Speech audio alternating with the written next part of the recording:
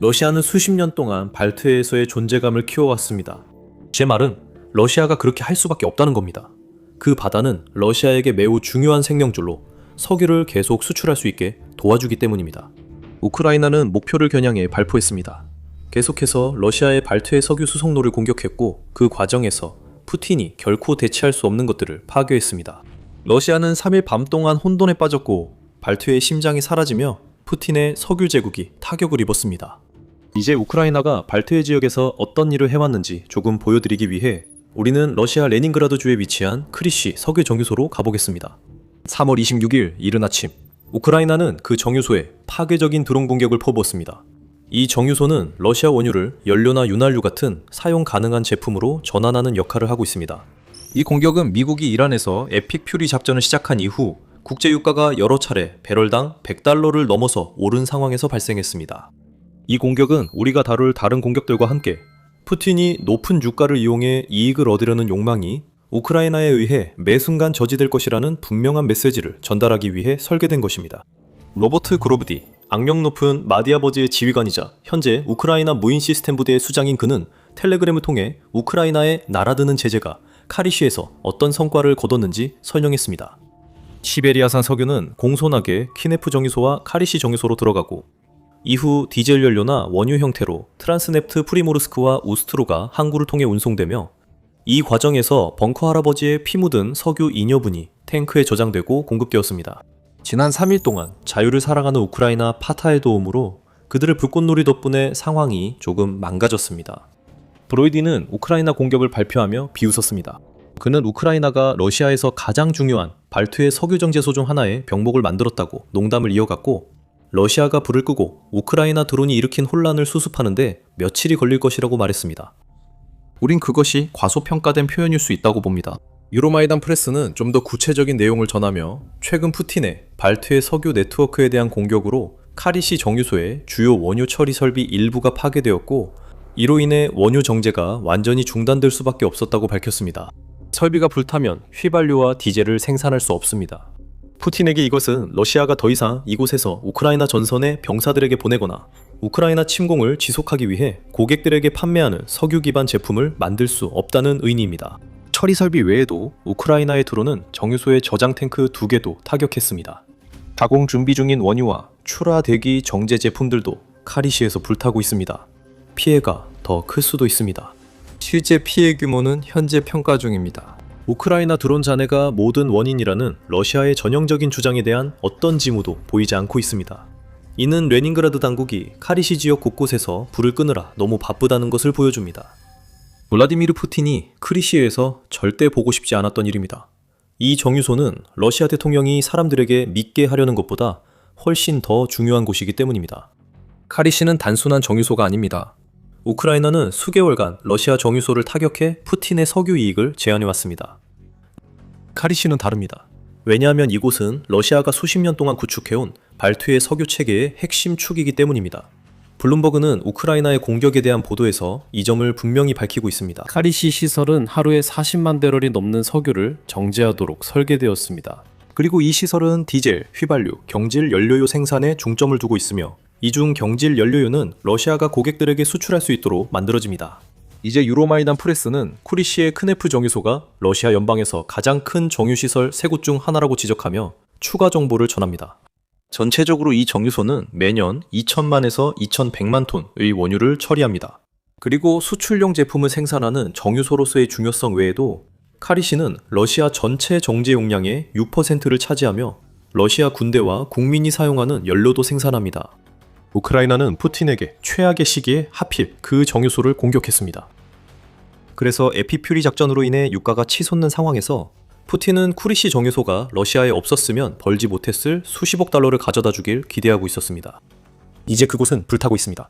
러시아 독재자에게 이미 나쁜 일이지만 쿠리시 문제는 러시아가 새로 겪는 여러 문제 중 일부에 불과합니다. 그 뒤에 더 큰 문제가 있기 때문입니다. 우크라이나가 발트 전역을 타격 중입니다. 쿠리시에서 일어난 일은 며칠 동안 이어진 일련의 공격 중 가장 최근의 일일 뿐이며 이 모든 공격은 러시아의 발트해 석유 수출망을 해체하기 위해 수행되고 있습니다.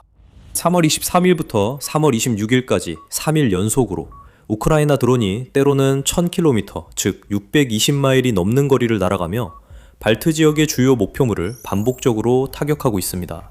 그리고 정유소뿐만 아니라 우크라이나는 수출 거점, 터미널, 그리고 러시아가 자국의 액체 황금을 해외로 내보내고 탐욕스러운 구매자들에게 전달하는데 의존하는 거의 모든 시설을 타격해왔습니다. 프리모르스크, 우스탈루가 등 발트해 연안의 러시아 주요 항구들이 3일간 공격받았습니다. 이 두 항구는 2025년 한 해에만 4,970만 톤의 석유 제품을 수출하는 역할을 했다고 유나이티드 24 미디어가 보도했습니다.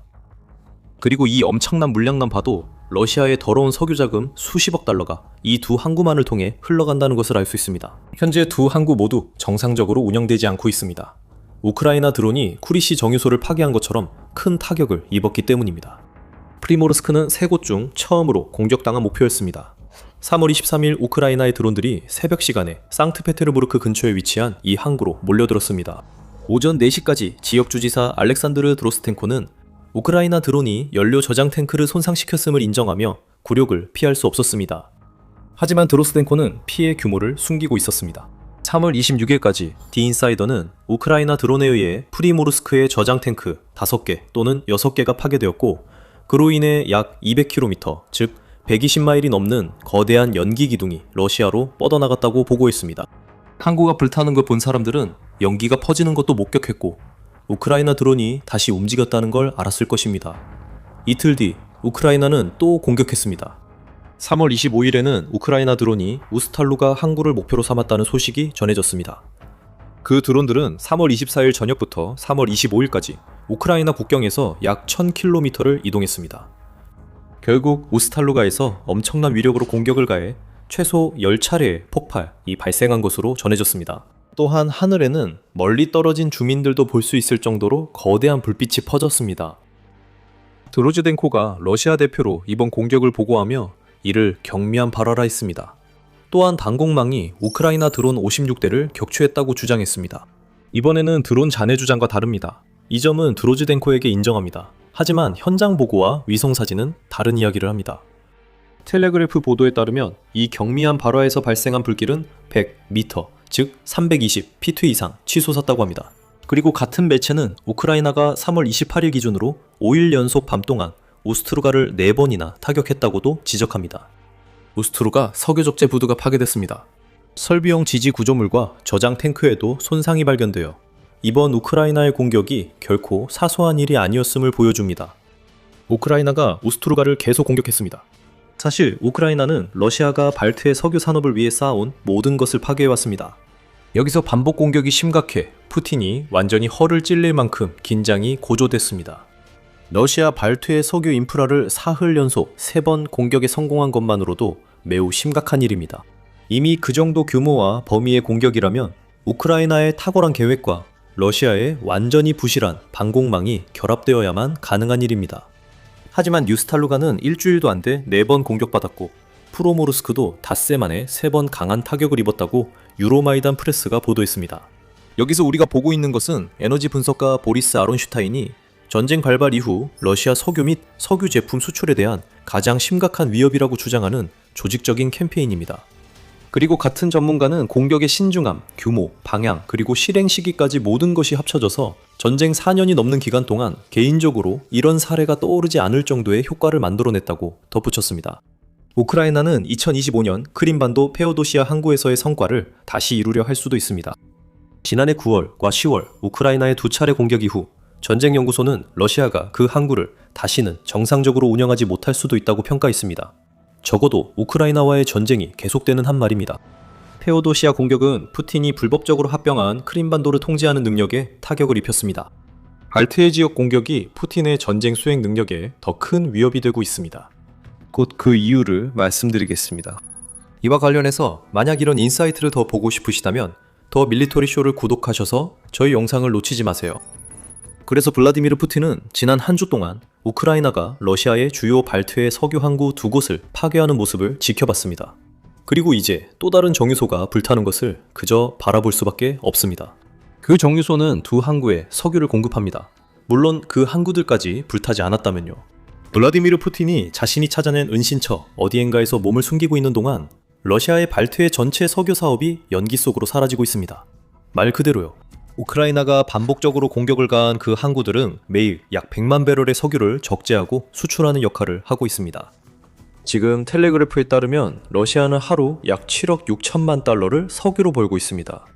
다시 말해 이란이 호르무즈 해협을 봉쇄한 것이 주요 원인으로 작용해 가격이 상승했기 때문입니다. 이제 유나이티드 24 미디어 보도에 따르면 3월 초 노보로스크에서 드론 공격 이후 비슷한 복구 작업이 필요했던 사례를 바탕으로 러시아가 발트해의 두 항구를 복구하는 데 2주 이상 걸릴 수 있다고 합니다. 그 항구에 유조선들이 다시 들어온 것은 그 달 말이었습니다. 그리고 이 복구 일정은 우크라이나가 이 항구들과 정유시설을 남는 게 없을 때까지 계속 거듭 공격하지는 않는다는 가정하에 세워진 것입니다. 우크라이나는 자신들의 능력을 알고 있습니다. 일주일 만에 러시아 발트해 석유 인프라를 여러 번 성공적으로 타격하며 프리모르스크, 우스트루가, 카리슈에서 러시아 방공망이 뚫렸거나 불충분하거나 아예 없다는 점을 보여줍니다. 이제 우크라이나의 일주일간 파괴적 공격으로 인한 실제 피해 규모를 살펴보고 유나이티드 24 미디어에 따르면 3월 22일 프리모르스크와 우스트루가 항구에는 18척의 유조선이 있었는데 이날은 우크라이나가 공격을 시작하기 전날입니다. 참고로 이 수치는 러시아 전체 석유 항구 용량의 거의 절반에 해당한다고 매체는 전했습니다. 이는 이 발트해 석유 수출로가 푸틴에게 얼마나 중요한지 잘 보여줍니다. 우스트루가와 프리모르스크 두 항구가 몇 주 동안 폐쇄되면 러시아 전체 석유 사업에 큰 타격을 입힙니다. 3월 22일에는 이미 러시아의 주요 흑해 석유 항구인 노보루스크에 유조선이 한 척도 도착하지 않았다고 전해졌습니다. 이제 러시아에 남은 것은 북극 지역의 몇몇 항구와 태평양 지역의 몇몇 항구뿐인데 이들 항구는 석유를 수출하기에 그다지 적합하지 않아서 많은 석유가 발트해를 통해 흘러나갑니다. 이제 러시아의 석유 생산 업체들은 피해를 입은 발트해 항구에서 제품을 옮기기 위해 이미 필사적으로 노력하고 있습니다. 오일프라이스.com은 우스트루가와 프리모르스크의 손실로 인해 러시아 전체 석유 수출 능력의 약 40%가 즉시 사라졌다고 보도했습니다. 이로 인해 파이프라인 운영업체인 트란스네프트는 석유를 해당 항구들에서 다른 곳으로 돌리려고 시도하고 있지만 선택지가 그리 많지는 않습니다. 그 석유는 북극이나 태평양 항구로 가야 하는데 이 항구들은 러시아 발트해 항구에서 수백, 아니 수천 마일이나 떨어져 있습니다. 아니면 저장고로 들어가 움직이지 못하고 우크라이나 드론 공격에 더 쉽게 노출될 수밖에 없습니다. 같은 보도에 따르면 러시아는 흑해에서도 선택지가 있지만 노보로시스크가 이제 막 재가동되어 그 선택지는 제한적입니다. 그리고 그 항구가 다시 열렸다고 해도 인프라가 러시아가 수출 속도를 유지하는 데 필요한 수준에 미치지 못합니다. 게다가 그곳은 흑해의 노보로시스크입니다. 그곳은 발트해 항구보다 우크라이나의 더 큰 표적이어서 석유와 유조선을 보내면 우크라이나 드론들에게 노보로시스크를 다시 공격하라는 초대장과 같습니다. 이 시점에서 우크라이나는 러시아 석유의 국내 이동만 유도해 결국 석유가 팔리지 않게 됐습니다. 그리고 석유가 팔리지 않으면 러시아는 돈을 벌지 못합니다. 아까 말씀드린 대로 러시아는 이란에서 에피퓨리 작전이 시작된 이후 석유 수출로 하루 약 7억 6천만 달러를 벌고 있었습니다. 이란. 만약 아까 언급한 수출의 40%라는 수치가 정확하다면 우스트루가와 프리모르스크가 멈춰있는 동안 그 금액은 3억 4백만 달러 나 줄어듭니다. 실제로 그보다 많을 수 있습니다. 오일프라이스.com은 이 두 발트해 항구가 러시아 해상 석유 거래의 60%를 차지한다고 주장했습니다. 그렇다면 두 항구가 폐쇄되어 있는 동안 하루 7억 6천만 달러 중 4억 5천만 달러 이상이 사라진다는 의미입니다. 어느 수치가 맞든 푸틴은 이제 러시아 석유 산업에 수억 달러 규모의 구멍이 생긴 상황을 해결해야 하며 러시아는 결코 이런 일이 일어나도록 둘 수 없습니다. 왜냐고요? 발트해는 러시아와 푸틴의 우크라이나 침공에 있어서 생명줄이기 때문입니다. 이 수로를 통한 석유 이동량만이 러시아에 중요한 건 아닙니다. 우크라이나의 전략은 그런 점에서 정말 천재적이었습니다. 우선 그리고 여러 차례에 걸쳐 우크라이나는 발트해 항구를 표적으로 삼아 터미널을 파괴하고 저장 시설을 제거했습니다. 카리시 공격으로 우크라이나 드론이 내륙 깊이 들어가 항구 공급 시설을 파괴하고 있습니다. 이제 카리시를 비롯해 러시아 서부의 다른 지역 그리고 프리모르스크와 오스탈루가에 대한 추가 공격도 이어질 가능성이 높습니다. 이것은 단계적인 접근 방식이며 이 전략이 매우 뛰어난 이유는 발트해가 러시아가 대부분의 석유 수익을 올리는 곳일 뿐만 아니라 러시아가 지배해야 하는 바다이기도 합니다. 왜냐하면 이 바다는 러시아 석유를 구매하는 국가들로 가장 효율적으로 운송할 수 있는 경로를 제공하기 때문입니다. 미 해군 연구소는 1958년 9월까지 거슬러 올라가 이런 주장을 해왔고, 냉전 시대의 절정 이후로 러시아에게는 아무런 변화가 없었습니다. 발트해는 러시아에게 모든 것입니다. 이곳은 점점 서서히 막혀가고 있는 생명줄입니다.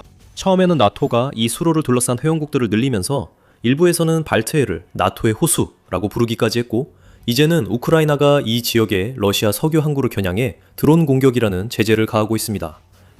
이제 2026년 1월 Sanctions 러시아는 서방의 대러 제재 이후 발트해가 러시아에게 더욱 중요한 생명줄이 되었다고 지적했습니다.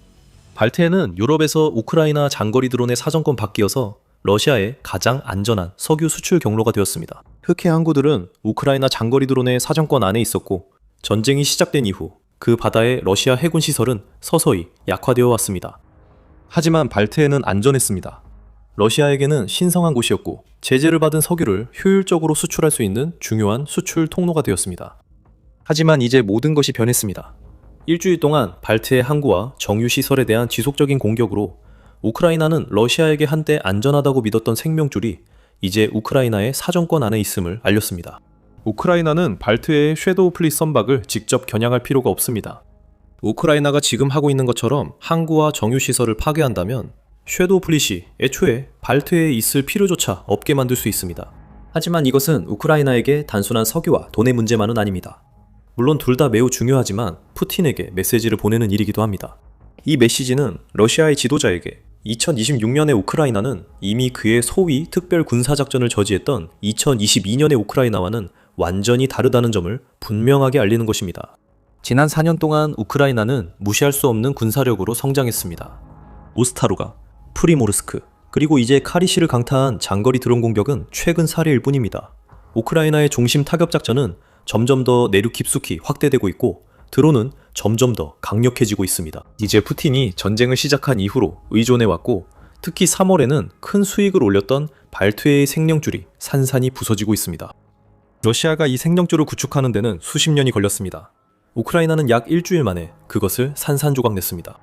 이 모든 것은 프리모르스크에서 시작됐습니다. 우크라이나가 그 항구를 공격하자 많은 이들은 일회성 공격이고 다른 목표로 옮길 것이라 생각했습니다. 하지만 그 공격은 우크라이나가 발트해 지역에서 현재 상황을 가능하게 한 강력한 신무기를 보유했다는 점을 보여줍니다. 그 무기가 무엇인지, 그리고 왜 프리모르스크가 모스크바에 그렇게 중요한지에 대해 더 자세히 알고 싶다면 저희 영상에서 확인해보세요. 이 영상이 재미있었다면 우크라이나의 최근 신부 타격 보도를 더 보려면 더 밀리터리 쇼 구독을 잊지 마세요.